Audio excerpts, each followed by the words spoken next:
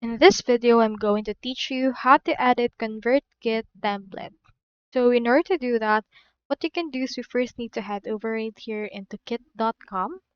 And then as you can see, ConvertKit has been rebranded as Kit, as they say so right here in their website. So for this case, just click onto this button and click onto the Start Free Trial option. With this, you will get 14 days of free trial with Kit. As you can see, they don't require any credit card, so that's good. If you already have an account, proceed to click onto this login option. Now here is my Kit dashboard. Now in order to edit your ConvertKit template, proceed to click onto this send. And then you can see in here this email templates. You can find right here some templates that you can actually edit. So for example, on this case, let's head over and then edit in here this weekend.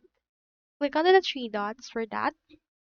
Then for this one, you can use it on the broadcast or you can also just edit it to your liking. You can proceed to just click on it in order to edit it, and as you can see, here it is.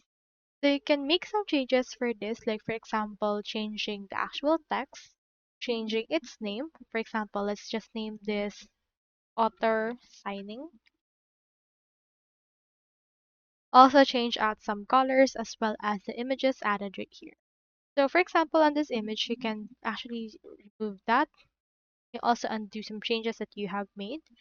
And also on the advanced page, you can change the line height, change the colors that this has been added.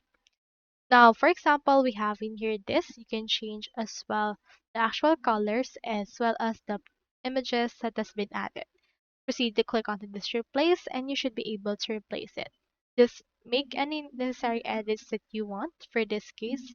And once you have done that, just click on this create broadcast and after that, this will be added on your template.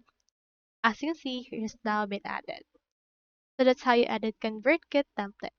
Hope you helped.